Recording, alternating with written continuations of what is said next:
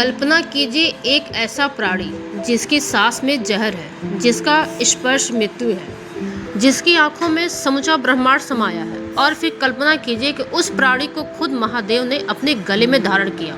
क्यों? क्योंकि वो कोई साधारण सर्प नहीं था, वो था वासुकी, नागों का राजा। वो सर्प जिसने एक बार अपना पूरा शरीर रस्सी की तरह दे दिया ताकि देवता और असुर मिलकर सृष्टि को बचा सके। वो राजा जिसने असहनीय दर्द में भी मुंह नहीं खोला। वो भक्त जिसके बारे में खुद भगवान श्री कृष्ण ने गीता में कहा, सर्पों में मैं वासुकी हूँ। लेकिन दोस्तों, वासुकी की कहानी सिर्फ समुद्र मंथन तक नहीं रुकती।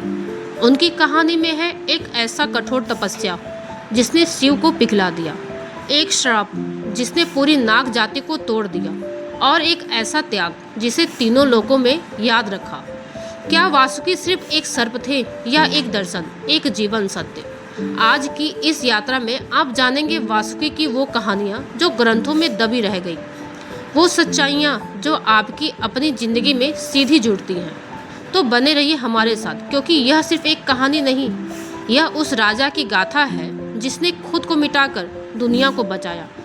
दोस्तों, सबसे पहले बात करते हैं वासुकी थे कौन। हमारे पुराणों में, खासकर महाभारत, विष्णु पुराण, शिव पुराण और भगवान भागवत पुराण में वासुकी का उल्लेख बड़े ही आदर और श्रद्धा के साथ किया गया है। वासुकी महर्षि कश्यप और उनकी पत्नी कद्रु माता के पुत्र थे। कद्रु को सर्पों की माता कहा जाता है। उनके गर्भ से हजारों नागों ने जन्म लिया। शेषनाग, वासुकी, तक्षक, करकोटक, पद्म और भी अनेक। लेकिन इन सब में वासुकी अलग थे। आपने शेषनाग का नाम जरूर सुना होगा। शेषनाग जो भगवान विष्णु की सैया है, जिनके फन पर पूरी पृथ्वी टिकी है। शेषनाग ज्येष्ठ थे, सबसे बड़े। लेकिन वासुकी नागराज थे, नागों के राजा। वो जो काम करते थे वो ना शेषनाग ने किया ना किसी और ने। अगर शेषनाग शक्ति और धैर्य के प्रतीक हैं, तो वासुकी त्याग और भक्ति के। शेषनाग विष्णु की सेवा में है, वासुकी शिव के गले में है। दोनों महान, लेकिन दोनों के रास्ते अलग, दोनों की कहानियाँ अलग। वासुकी के बारे में ग्रंथों में कहा जाता है कि उनके पास एक अद्भुत नागमणि थी जो उनके मस्तक पर चमकती थी। इस मणि की रोशनी इतनी तेज थी कि अंधेरे में भी पूरा नागलोक जगमगा उठता था। उन्हें 9 फनों वाला भी कहा जाता है। हर फन एक दिशा का, एक शक्ति का प्रतीक। उनकी आंखों में एक अजीब सम्मोहन था। कोई भी उनकी आंखों में देखता तो उसे अपनी गलतियां खुद याद आ जाती थीं। वो न्याय के राजा थे, ना कमजोर पर अत्याचार करते थे, ना शक्तिशाली से डरते थे। लेकिन उनकी सबसे बड़ी पहचान थी उनकी भक्ति। वासुकी नागलोक के राजा थे। नागलोक यानी पाताल लोक।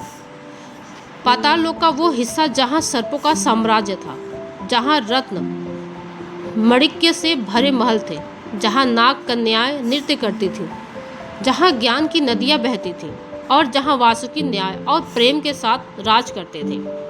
उनके दरबार में कोई भेद नहीं था, छोटा नाग हो या बड़ा, सबको समान न्याय मिलता था। यही उनकी महानता थी, यही उनका धर्म था। लेकिन दोस्तों, वासुकी की असली कहानी की शुरुआत होती है उस तपस्या से जो उन्होंने भगवान शिव के लिए की थी। बहुत पहले की बात है, जब नागलोक अभी अभी बसा था, जब वासुकी अभी युवा थे। वासुकी ने सुना था शिव के बारे में, उन महादेव के बारे में जो तीनों लोकों के स्वामी हैं, जो भस्म लगाते हैं, जो शमशान में रहते हैं, जो मृत्यु से भी नहीं डरते। और वासुकी के मन में एक इच्छा जागी, मैं इन्हीं की सेवा करूंगा, इन्हीं को अपना सब कुछ दूंगा। वासुकी ने तपस्या शुरू की, कठोर, बहुत कठोर। वासुकी हिमालय की गुफा में बैठ गए। ध्यान में उन्होंने भोजन त्याग दिया, जल त्याग दिया। ओम नमः शिवाय। दिन भर बीते, महीने बीते, साल बीते। जंगल में तूफान आए, बर्फ गिरी, धरती कांपी, लेकिन वासुकी नहीं हिले। उनके शरीर पर दिमके चढ़ गई, लेकिन वो नहीं हिले। उनके चारों ओर जंगल की आग लग गई, लेकिन वो नहीं हिले। बस एक ही नाम, शिव शिव शिव। और फिर एक दिन वो पल आया, जमीन हिली, आकाश गरजा और वासुकी के सामने प्रकट हुए भगवान शिव। जटा में गंगा, माथे पर चंद्रमा, गले में रुद्राक्ष, आंखों में एक अजीब शांति। शिव ने वासुकी को देखा, मुस्कुराए और बोले, वासुकी, तुम्हारी भक्ति ने मुझे यहाँ खींच लिया, मांगो क्या चाहते हो। वासुकी ने आंखें खोली, शिव को देखा और बोले, प्रभु मुझे कुछ नहीं चाहिए, बस इतना कि मैं हमेशा आपके पास रहूं, आपकी सेवा में। शिव एक पल के लिए चुप रहे और फिर बोले, तथास्तु, आज से तुम मेरे गले में आभूषण बनोगे। दोस्तों सोचिए इस पल को, जो भगवान तीनों लोकों के स्वामी है, जिनके पास देने को सब कुछ था, धन, शक्ति, अमरता, और वासुकी ने मांगा क्या? बस सेवा का अधिकार। यही सच्ची भक्ति है, जो मांगता नहीं, जो देता है। और शिव ने भी इसे समझा, इसलिए उन्होंने वासुकी को ऐसा स्थान दिया जो किसी देवता को नहीं मिला। खुद अपने गले में आज भी जब आप शिव की तस्वीर देखते हैं, उनके गले में लिपटा नाग वो वासुकी है, आज भी हर पल। लेकिन दोस्तों वासुकी की कहानी यहाँ नहीं रुकती। अब आने वाला था वो दिन जो वासुकी की असली परीक्षा था। वो दिन जब उनकी जान दांव पर थी, जब उन्हें एक ऐसे काम के लिए हाँ कहनी थी जिसका दर्द शायद मृत्यु से भी बड़ा था। त्रेता युग की बात है। देवताओं और असुरों के बीच हमेशा से युद्ध चलता रहता था। देवता जीतते, असुर हारते, फिर असुर जीतते, देवता हारते। एक बार देवताओं को ऋषि दुर्वासा का श्राप मिला, उनकी दिव्य शक्ति क्षीण हो गई। देवताओं के राजा इंद्र अपना राज खो बैठे, स्वर्ग पर असुरों का कब्जा हो गया। देवता भागते भागते भगवान विष्णु के पास पहुंचे। विष्णु जी ने कहा, घबराओ नहीं, क्षीर सागर का मंथन करो, उससे अमृत निकलेगा। वो अमृत पीकर तुम अमर हो जाओगे, फिर कोई असुर तुम्हें नहीं हरा सकेगा। लेकिन समुद्र मंथन करना आसान नहीं था। मंथन के लिए मंदराचल पर्वत को मथानी बनाना था, और मथानी के लिए एक रस्सी चाहिए थी। कोई साधारण रस्सी नहीं, ऐसी रस्सी जो पूरे मंदराचल पर्वत को थाम सके, जिसमें इतनी शक्ति हो कि देवता और असुर दोनों मिलकर खींचे तो भी न टूटे। ब्रह्मा जी बोले, इस काम के लिए सिर्फ एक ही रस्सी काम आएगी। देवता उत्साहित हुए, कौन सी? ब्रह्मा जी ने कहा, वासुकी। और यह सुनकर पूरे ब्रह्मांड में एक पल के लिए सन्नाटा छा गया। देवता और असुर दोनों मिलकर नागलोक गए। वासुकी अपने राज सिंहासन पर बैठे थे। देवताओं ने हाथ जोड़े, असुरों ने सिर झुकाया, बोले, हे नागराज, हमें आपकी जरूरत है, समुद्र मंथन के लिए, सृष्टि की रक्षा के लिए। वासुकी समझ गए क्या मांगा जा रहा है। वो जानते थे इस काम में क्या होगा। पर्वत का भार उनकी पीठ पर होगा, दोनों तरफ से खिंचाई होगी, उनका शरीर टूटेगा, उनके घाव होंगे, उनका जहर बाहर निकलेगा। एक पल वासुकी चुप रहे और फिर बोले, मैं तैयार हूँ। मंथन शुरू होता है। मंदराचल पर्वत समुद्र के बीच रखा जाता है। वासुकी ने उसके चारों ओर अपना शरीर लपेट लिया। देवता एक तरफ खड़े हुए, असुर दूसरी तरफ, और खिंचाई शुरू हुई। 1-2 दिन पर्वत घुमा, समुद्र हिला, लेकिन साथ ही वासुकी का दर्द शुरू हुआ। पर्वत का वजन उनकी रीढ़ पर था, दोनों तरफ से खिंचाव था, उनका शरीर जगह जगह से छिल रहा था। लेकिन वह कुछ नहीं बोले, चुपचाप रहते, सहते रहे। भगवान विष्णु ने एक चतुर योजना बनाई थी। उन्होंने देवताओं से कहा, वासुकी की पूंछ की तरफ खड़े रहो। असुरों ने सोचा, हम तो सिर की तरफ रहेंगे, सिर में शक्ति होती है, हम ज़्यादा ताकत से खींचेंगे। उन्हें नहीं पता था विष्णु ने उन्हें फंसा दिया था। जैसे जैसे मंथन तेज हुआ, वासुकी के मुंह से धुआं निकलने लगा, आग के गोले निकलने लगे, और वह धीरे असुरों के मुंह पर जा रहे थे। असुर जलने लगे, भागने लगे, चिल्लाने लगे। लेकिन वासुकी को पता भी नहीं था कि उनका दर्द देवताओं की रक्षा कर रहा है, उनकी तकलीफ किसी के काम आ रही है। मंथन होता रहा। एक दिन बाद एक अद्भुत कल्पनीय चीज़ें निकलने लगी। कामधेनु, वो गाय जो हर इच्छा पूरी करती है। उच्च श्रवा, 7 मुखों वाला दिव्य घोड़ा। ऐरावत, 4 सूंड वाला श्वेत हाथी जो इंद्र का वाहन बना। कल्पवृक्ष, जो पेड़ जिसके नीचे बैठने से हर मनोकामना पूरी होती है। रंभा जैसी अप्सराएं जिन्होंने स्वर्ग को सजाया। माँ लक्ष्मी, जो विष्णु जी की संगिनी बनी। धनवंतरी, देवताओं के वैद्य हाथ में अमृत का कलश लिए। एक से एक बढ़कर एक रथ निकलते रहे। देवता प्रसन्न थे, लेकिन तभी कुछ और निकला, कुछ ऐसा जिसे देखकर देवता और असुर दोनों कांप गए। हलाहल महावश। समुद्र की सतह काली पड़ने लगी। एक अजीब गंध आई, ऐसी जो नाक और फेफड़े जला दे। पानी उबलने लगा, पेड़ सूखने लगे, पक्षी आकाश से गिरने लगे, और फिर निकला हलाहल, कालकूट विष महावश, ऐसा जहर जो पूरी सृष्टि को एक पल में नष्ट कर सकता था। देवता भागे, असुर भागे, ब्रह्मा जी स्तंभ हो गए, और वासुकी अभी भी वहीं थे, उसी पर्वत से लिपटे हुए। वो भाग नहीं सकते थे। उन्होंने वचन दिया था। उन्होंने उस हलाहल की गंध महसूस की। उनका पूरा शरीर जल रहा था, लेकिन वो नहीं हिले। सब चिल्लाए, इसे कौन रोकेगा? और तब एक ही नाम गूंजा, शिव। भगवान शिव आगे आए। माँ पार्वती घबराई हुई आंखों में चिंता। शिव ने वो हलाहल अपनी हथेली पे लिया। देवताओं की सांसें रुक गई और शिव ने वो हलाहल पी लिया। माँ पार्वती ने तुरंत उनका कंठ थाम लिया। जहर नीचे नहीं उतरा, वो जहर शिव के कंठ में ही रुक गया और उनका कंठ नीला पड़ गया। इसलिए महादेव को नीलकंठ कहते हैं। उस दिन से आज तक। और दोस्तों, उस पल जब शिव ने हलाहल पिया, वासुकी भी उनके गले में लिपटे थे। उन्होंने वो भी जहर महसूस किया। समुद्र मंथन का दर्द अलग था, लेकिन अपने भगवान को जहर पीते देखने का दर्द वो और भी गहरा था। वासुकी की आंखें भर आई। उन्होंने शिव को और कसकर थाम लिया, जैसे कह रहे हो, प्रभु मैं हूँ, मैं हमेशा यहाँ हूँ। और शिव ने अपनी आंखें बंद से वासुकी की उस भावना को महसूस किया और मुस्कुराए। दोस्तों, समुद्र मंथन के बाद भी वासुकी की कहानी खत्म नहीं हुई। एक बार ब्रह्मा जी ने 3 असुरों, तारकाश, विदुन, माली और कमलाच को वरदान दिया था। इन तीनों ने 3 नगर बसाए, सोने का, चांदी का और लोहे का। यह तीनों नगर मिलकर त्रिपुर कहलाए। वरदान था कि यह तीनों नगर जब एक सीध में आए तभी नष्ट हो सकते हैं, और यह काम सिर्फ एक ही बार से होगा। असुर अत्याचार करने लगे। देवता फिर परेशान हुए। भगवान शिव ने त्रिपुर नष्ट करने का निश्चय किया।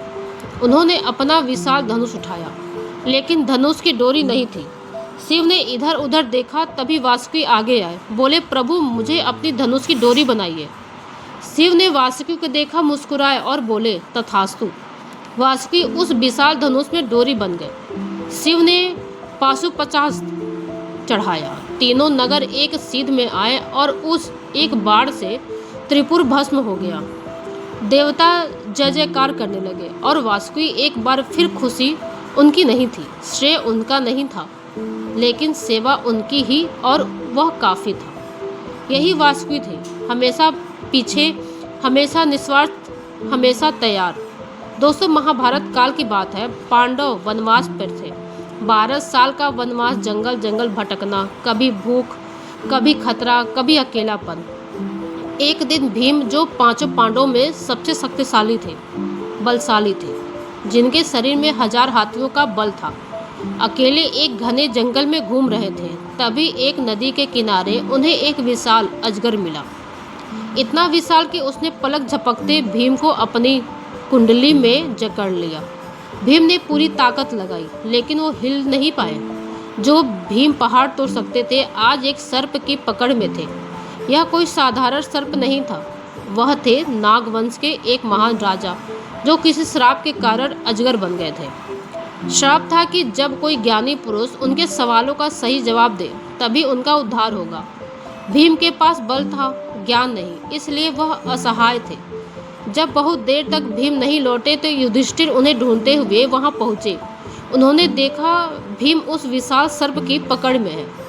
युधिष्ठिर घबराए नहीं, उन्होंने शांति से उस सर्प से बात की। उनके हर सवाल का सही, गहरा और धर्म युक्त जवाब दिया, और उस जवाब से उस नाग राजा का श्राप टूट गया। वो मुक्त हो गए। उन्होंने आशीर्वाद देकर प्रस्थान किया। यह बात जब नागलोक तक पहुंची, जब वासुकी को पता चला कि पांडवों ने उनके एक बंधु नाग को श्राप से मुक्त किया, तो वासुकी का हृदय भर आया। उन्होंने भीम को बुलाया और अपना आशीर्वाद दिया। 10,000 हाथियों का बल, भीम जो पहले से ही अजय थे अब और भी शक्तिशाली हो गए। दोस्तों, अब तक आपने देखा कि वासुकी ने कितना त्याग किया, कितना दर्द सहा, कितनी बार सबकी मदद की। लेकिन एक दिन ऐसा आया जब वासुकी खुद टूट गए और इस दर्द की जड़ थी उनकी अपनी माँ कद्रू। हुआ यूं कि एक बार कद्रू और उनकी सौतेली बहन विंता ने बीच एक शर्त लगी।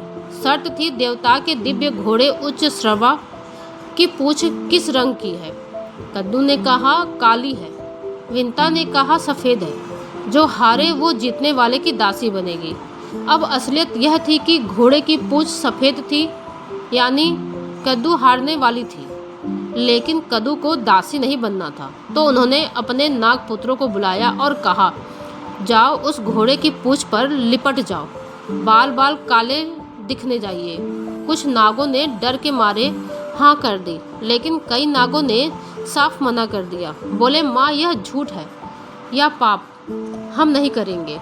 कद्दू को गुस्सा आया। उन्होंने उन सभी नागों को श्राप दे दिया, तुम सब एक दिन अग्नि में जलोगे। एक माँ ने अपने ही बच्चों को श्राप दे दिया, इसलिए सिर्फ ही उन्होंने झूठ बोलने से मना किया था और उस एक श्राप का बोझ पूरी नाग जाति को उठाना था। वासुकी को जब यह पता चला उनका मन भारी हो गया। वो जानते थे माँ का यह पाप एक दिन भारी पड़ेगा।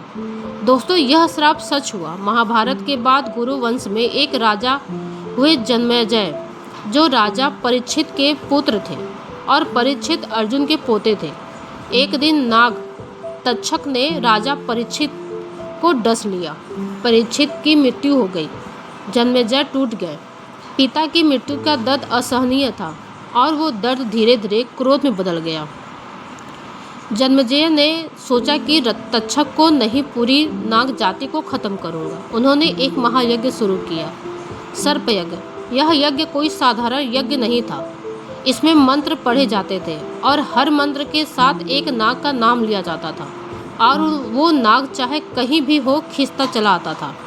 सीधे उस धन की अग्नि में मंत्र शुरू हुए, आग धकने लगी और नाग एक एक करके उस अग्नि में गिरते लगे। छोटे नाग, बड़े नाग, बूढ़े, बच्चे, माताएं, सब। नागों में हाहाकार मच गया। चारों तरफ खींचे थे, रोना था, दर्द था। वो श्राप सच हो रहा था जो कद्दू ने कभी गुस्से में दिया था। और वासुकी को नागों में बैठे थे और हर उस आवाज़ को सुन रहे थे। हर मंत्र के साथ एक नाम, हर नाम के साथ एक चेहरा, हर चेहरे के साथ एक याद। यह तो मेरे दरबार का सेवक था, यह तो मेरे भाई का मित्र था, यह तो अभी बच्चा था। वासुकी की आंखें भर आई। जो राजा कभी नहीं रोए थे, समुद्र मंथन के दर्द में नहीं रोए, त्रिपुर दहन में नहीं रोए, आज रो रहे थे। उनकी प्रजा जल रही थी, उनके भाई जल रहे थे और वह कुछ नहीं कर सकते थे, क्योंकि यह श्राप था उनकी अपनी माँ का श्राप। वासुकी के मन में एक ही सवाल था, क्या एक माँ की गलती की सज़ा हमेशा बच्चों को मिलती है? क्या एक झूठ पूरे वंश को मिटा सकता है? वासुकी ने आंखें बंद की, शिव को याद किया, मन ही मन बोले, प्रभु मैंने हमेशा सबकी मदद की, आज मेरी मदद करो, रास्ता दिखाओ। दोस्तों, वासुकी की प्रार्थना सुनी गई। दरअसल बहुत पहले जब यह श्राप दिया गया था, तब ब्रह्मा जी ने वासुकी को एक उपाय बताया।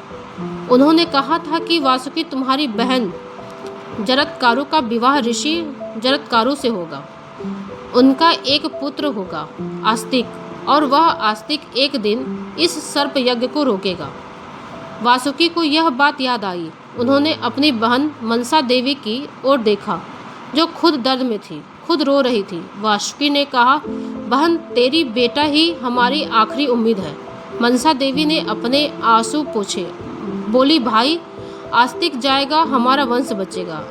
आस्तिक युवा थे, तेजस्वी थे, वेद ज्ञान से भरे हुए। वो उस यज्ञ स्थल पर पहुँचे जहाँ आग धक रही थी, मंत्र गूंज रहे थे, हर तरफ भय था। लेकिन आस्तिक निडर थे। उन्होंने वहाँ वेदों का इतना सुंदर पाठ किया, इतने गहरे ज्ञान की बातें की कि राजा जन्मेजय स्तब्ध रह गए। जन्मेजय ने खुश होकर कहा, मांगो जो चाहो मांगो। आस्तिक ने एक पल भी नहीं लिया, बोले, राजन यह यज्ञ रोक दीजिए। जन्मेजय के मन में द्वंद्व था, लेकिन वचन दे चुके थे, वचन से पीछे नहीं हट सकते थे।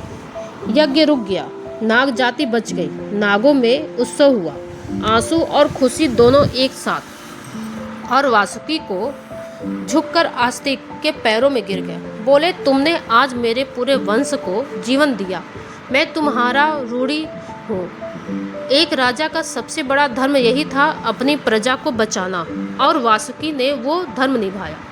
दोस्तों, वासुकी की महानता का सबसे बड़ा प्रमाण मिलता है भगवत गीता में। कुरुक्षेत्र के युद्ध क्षेत्र में जब अर्जुन टूट गए थे, जब उनके हाथ में गांडीव छूट गया था, तब भगवान कृष्ण ने अपना विराट स्वरूप दिखाया और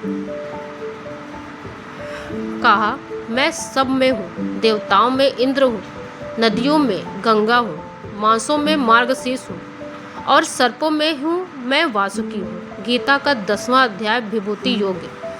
जब भगवान ने खुद कहा, सर्पों में मैं वासुकी हूँ, इससे बड़ा सम्मान, इससे बड़ा प्रमाण और क्या हो सकता है।